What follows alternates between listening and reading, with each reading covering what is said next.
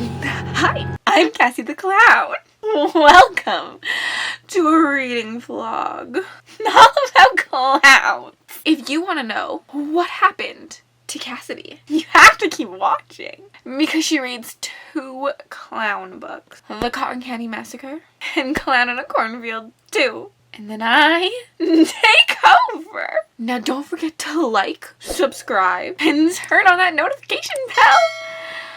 Or else, what happened to Cassidy might just happen to you. I hope you enjoy the video. I don't know if I need a proper intro, but I don't know if I can take myself serious with this on. Hi friends, welcome back to a video. I hope I didn't creep you out too much with this fun little Cassidy the Clown makeup. I will be reading 2 clown books. We have the Cotton Candy Massacre, which is a Kindle Unlimited book that I just stumbled across when I was looking for clown books, and I thought, why not? So I have no expectations going into it, but you can watch to find out my thoughts. They're interesting, I think. And then Clown in a Cornfield 2, which is a highly anticipated sequel to the first book, Clown in the Cornfield, that I absolutely loved and adored and enjoyed. I gave 4 stars to the first book in the series, and I'm very scared and hesitant, but also very excited to read the second because there's so many different ways it can go, good, bad, in between. And yeah, keep on watching, and thanks for hanging out.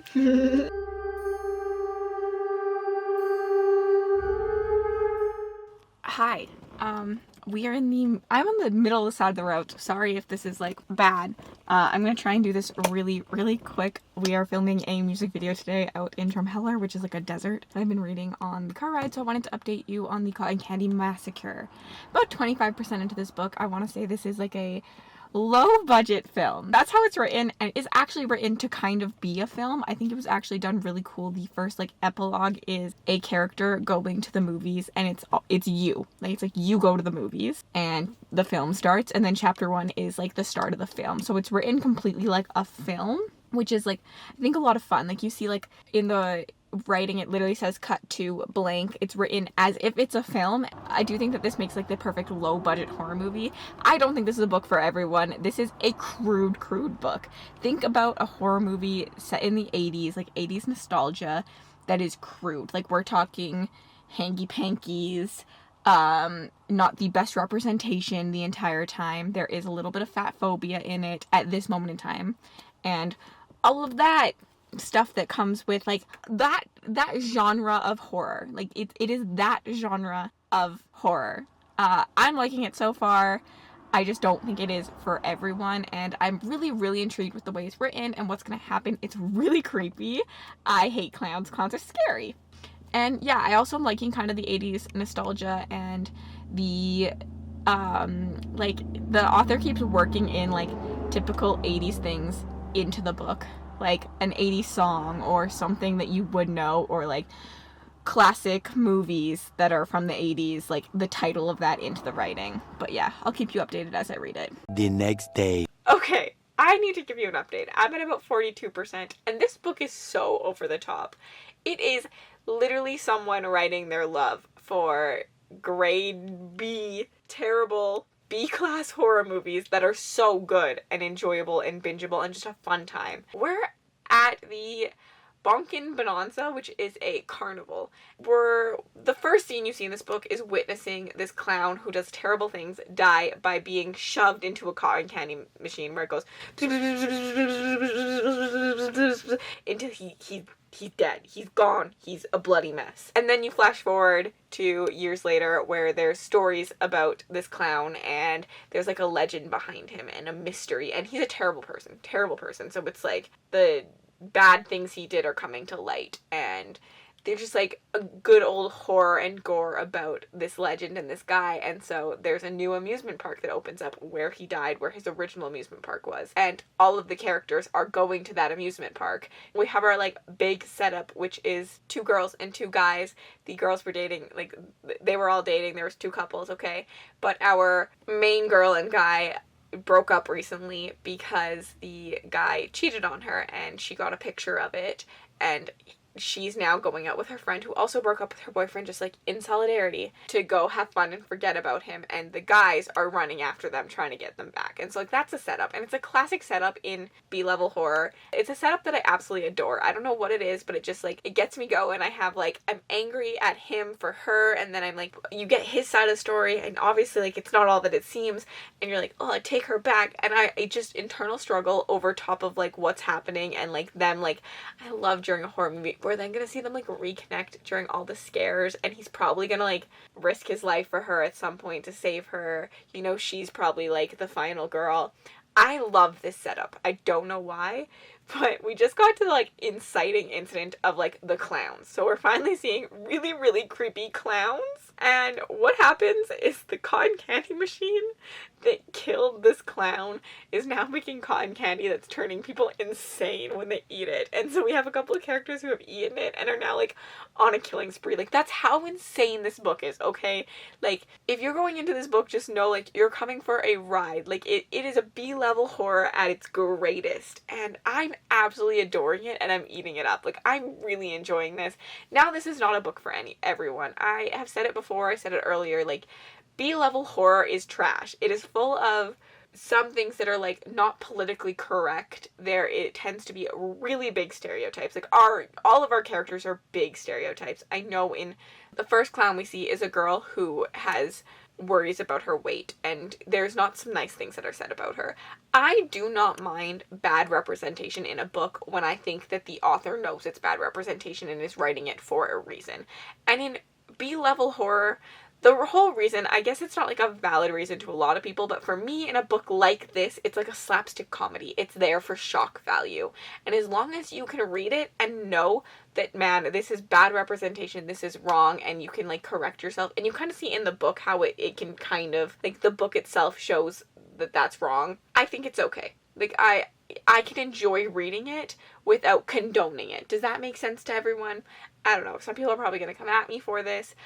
This is my own thoughts. You do you. I always say you can make up your own mind on books and readers and what you think is acceptable to read and what works for you in a book. There are lots of books about toxic relationships that I'm okay reading that a lot of people aren't. And that's okay, as long as I understand that they are toxic. And that's how I feel about this book. Like, B-level horror in general. Like, as long as you understand what you're getting into. So just know, not everyone should read this book. If lots of those things bother you and upset you, please don't read this book. But if you're okay with just a over-the-top slapstick comedy horror, I think you should check this one out. Because at this moment in time, it's so fun.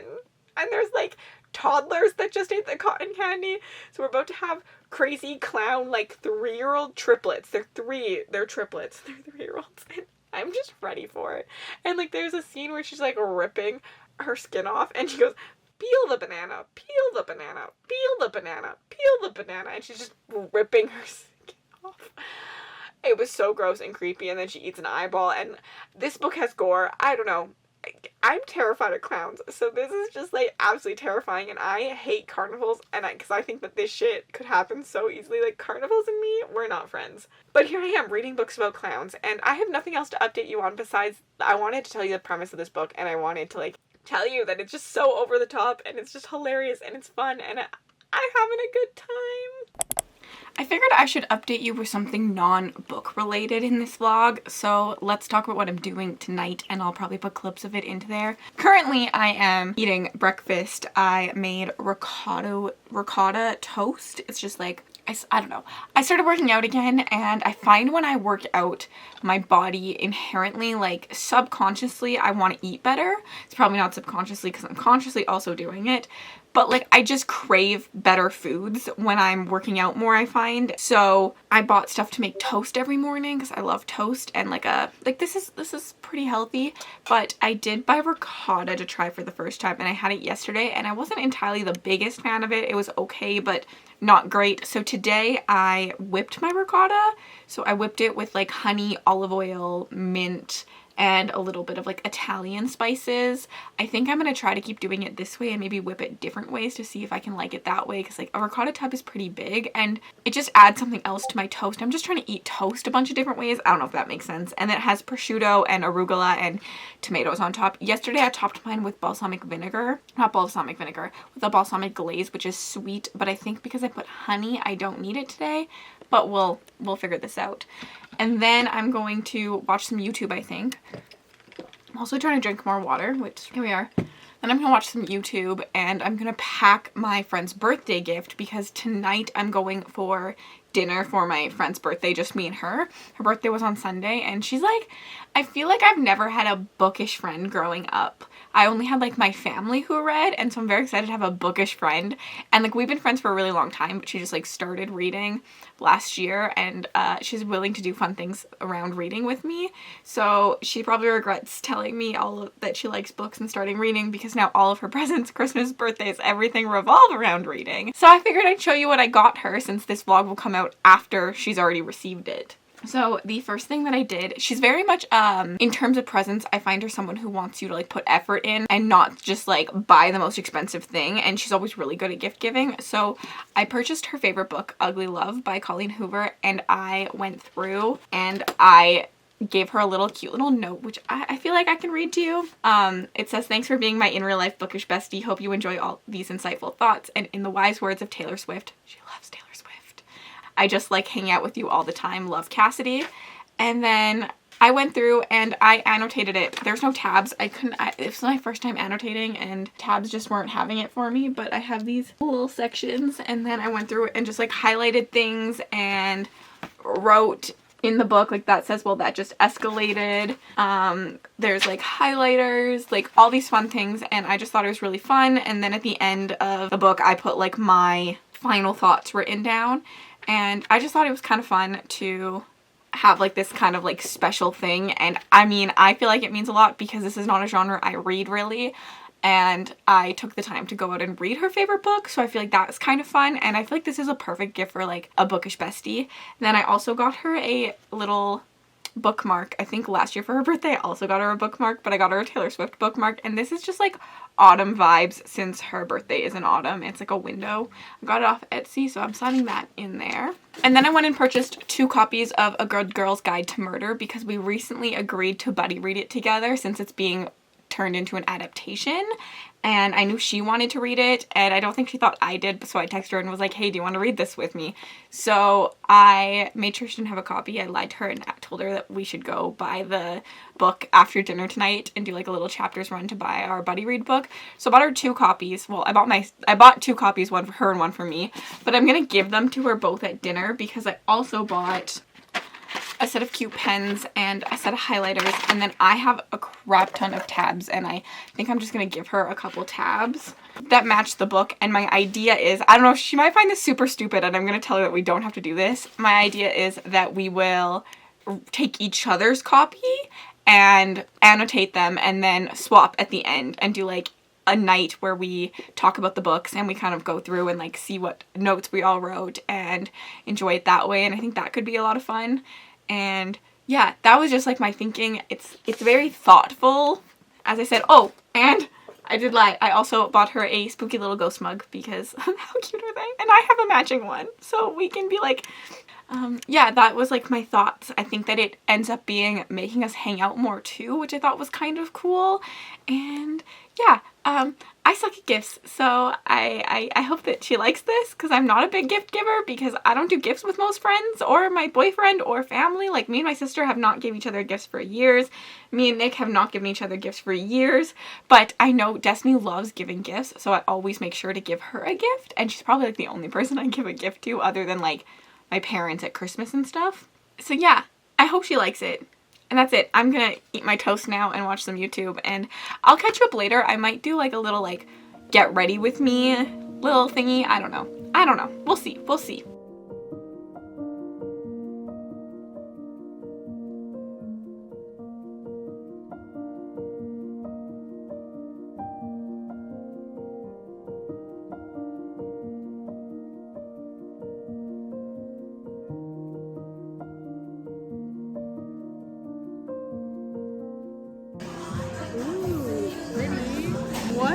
No way. You're lying.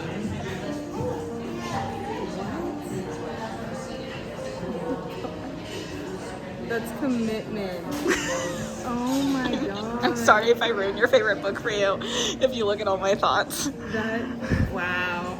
Wow. That's commitment. Hair. I gotta turn the corner. Your tire does not sound good. Fucking wrecked something when I... Okay, we're going to get food. I'm so scared. We're going to get food, but I figured I should update you because I decided to DNF the Cotton Candy Massacre. The, like, turn and hold. This is the life of vlogging, because, the other day I had my camera sitting on my dash, and I just flew across, so now I'm terrified. Yeah, so I decided to DNF the Cotton Candy Massacre. Last time we talked to you, I was telling you how much I was enjoying it, and I was, but then I put it down for a week, and I picked it back up, and I was just like, what the frick am I reading? Like, it got so gory to the point that every single sentence was just for shock value, and there was no plot, no characters anymore. I think it kind of lost the point and lost the fun when it just literally became about how much gore can we put into it? What can these clowns do that's really, really messed up again and again and again? To the point where I just didn't want to read it. I would probably watch the movie if the movie was ever created. It is very gory and very disgusting, and yeah, I don't know. By the time I picked it back up again, I just wasn't in the mood to read that, if that makes sense. So I decided to DNF. I hope you can hear me over Nick's AC. I don't really turn mine off. I didn't really think about that.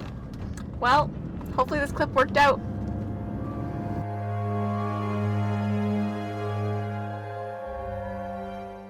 I'm about to start Clown in a Cornfield 2. I'm about to start Clown in a Cornfield 2. I've already read the first one. And I'm excited and yet just so nervous for this one. Because I loved and adored the first one. It's like slasher. It's like I gave it 4 stars. It's a fun slasher. There's so much about this that is like very political.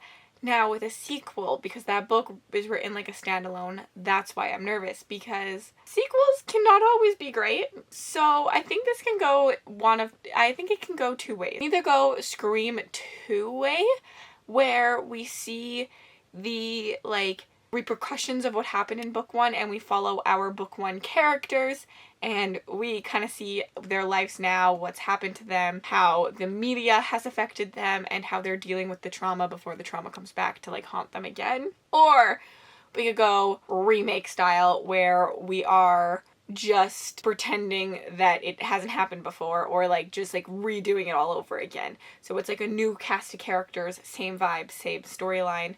And I mean, I watch those movies. I watch all the remakes. So I'm not opposed to it being like that, but I would prefer Scream 2 wise.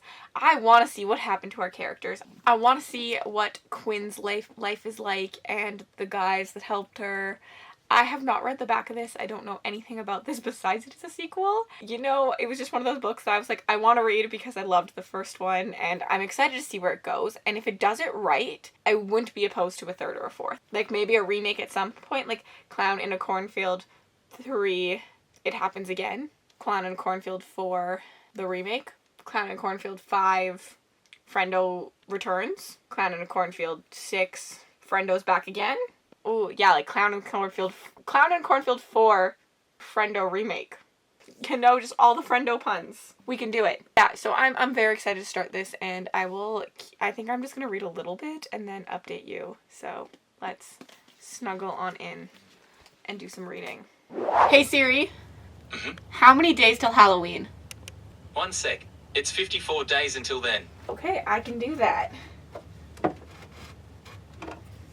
Solid 54 days till Halloween. Coming so quickly. And I have a book update for you. Yes, I am dramatic and I have a Halloween thing.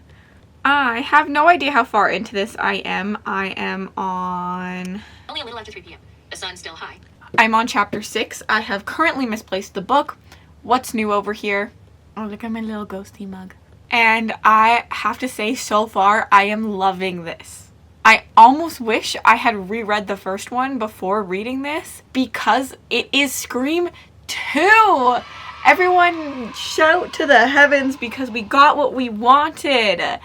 We got seeing the aftermath and how they are affected by this, how the town is affected by this, because now they're kind of like put on the map as this like massacre spot, and it's like, ooh, everyone wants to see the clown, and there's like clown billboards up, and how the survivors have to deal with the fact that like people are now marketing what happened to them and seeing all their friends, their family be killed in front of their eyes, and people just like think it's a joke almost, like not a joke, but like people just like, they don't understand it, and so like it's now this big like amusement thing. Does that make sense? Like a franchise will probably come out of it where there's like movies, and I am obsessed with that. This is what I had wanted from this book, and I'm so happy that I am getting it. And I love that all the characters are dealing with things differently.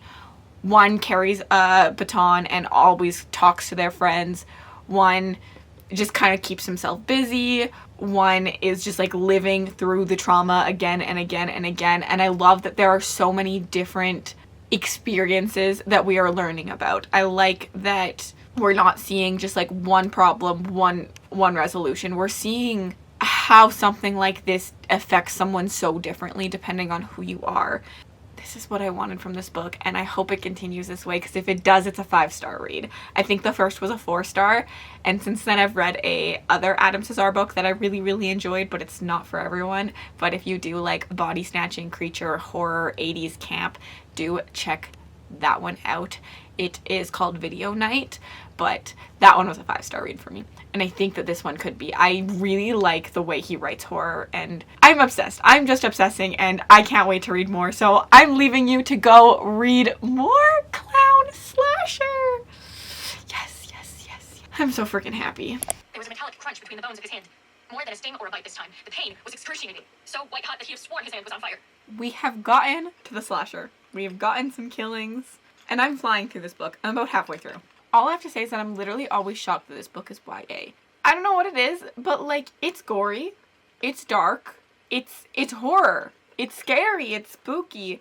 We just have like YA characters, like they're young, but we also follow some of the older characters, which typically, in my experience in a YA book, why I find YA harder than adults is because we only follow young characters typically, and there aren't a lot of older characters around or that we get like experiences from, which is something this book does. And this is why it always feels more adult to me. And I'm obsessed with this book and the way it's written, and it's doing so good. It's getting me spooky, it's getting me chilled. It's also putting me in the mood to like binge all the Scream movies. But maybe I need to watch like a killer clown movie in this. But also I'm absolutely terrified of clowns, so I tend to avoid clown movies where like Ghostface I can do, and Ghostface is much more like what this book is. Like, I do kind of want to watch Killer Clowns from Outer Space, so maybe I should watch that. But like, also I just love Scream. I don't know. I'm just in the mood for all things spooky, and I'm absolutely loving it. I need to go back to listening to this. Okay, reading a sequel is so hard in a vlog because it's so hard to discuss things that happen in it without like spoilers, but all I have to say is things just got intense in this. And if you liked the first Clown in a Cornfield book, you will love this. Like, at this point, it is better, I think, almost than the first one. There's just, like, more to it. And I loved the first one. I'm still sitting at 5 stars. I'm absolutely adoring this. And it's just, like, literally, it is the slasher everyone wants. Like, it is just a love of slasher movies where there's just keep comparing it to, like, Scream. But it's just that vibe. There's a little bit of comedy, there's a little bit of humor in it. There's a bunch of cringy scenes where, like, that person should probably be dead, but they're still, like, running away and stabbing people, and, like, you're like, how the fuck does this girl survive? Because she's so stupid, and she does, like, stupid things, but, like, also she's kind of smart, and, like, I just love it, and this is the type of movie I love, and this is the book I love, and I want more books like this. I'm so happy this got a sequel and that it was done so well. I'm not done yet. I'm on chapter 19. I have 2 hours and 16 minutes left in the audiobook. That is at 2 times speed, but I'm so excited. I gotta keep reading. don't know what to tell you guys besides like pick up the first book, and if you love the first book, pick up the second book. Yes, yes, yes. So Clown in a Cornfield 2. I actually really enjoyed this sequel. I ended up giving it 4 stars.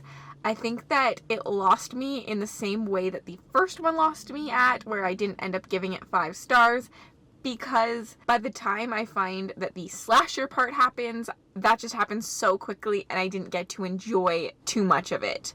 I really liked the beginning with the like plot that we got and the backstory on them, and then I really liked the reasoning behind this one.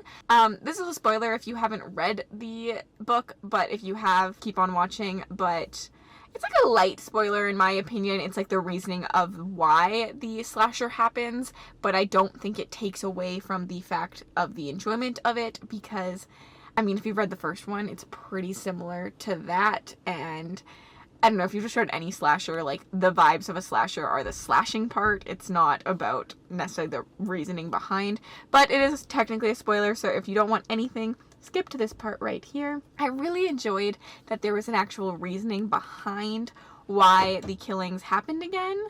Oh, he's coming back with my food! And that fact that there was, like, a conspiracy. And the reason that...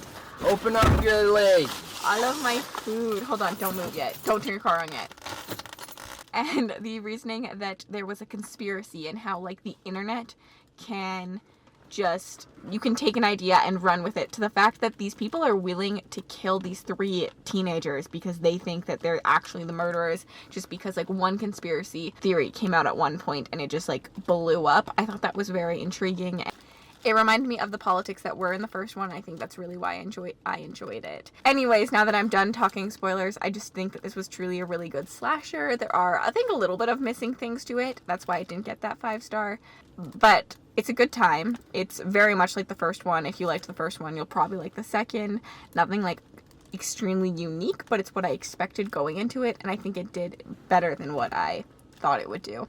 Anyways, thank you for watching, and see you soon. Well, and there we have it. We had 2 very different clown books. One is a slasher if you're looking for a typical party movie slasher. Definitely check out Clown in a Cornfield. But if you're looking for a campy, gruesome, gory, B-level horror, Cotton Candy Massacre is for you. I don't really have much to say than what I have already said in this, and I will definitely be picking up more clown books, but I definitely am looking for more slasher books. I feel like clown books are elite though, and so if you have any, let me know down below and I will definitely check them out. Ooh.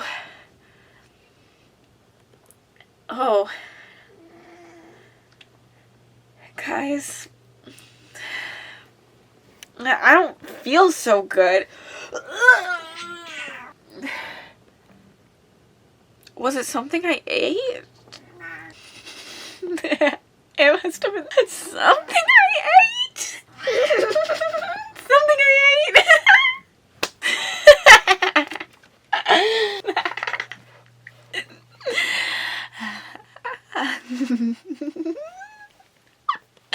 Cassidy can't come to the phone right now because she's dead. This is creepy. Creepy, Cassidy. Think creepy. Think creepy.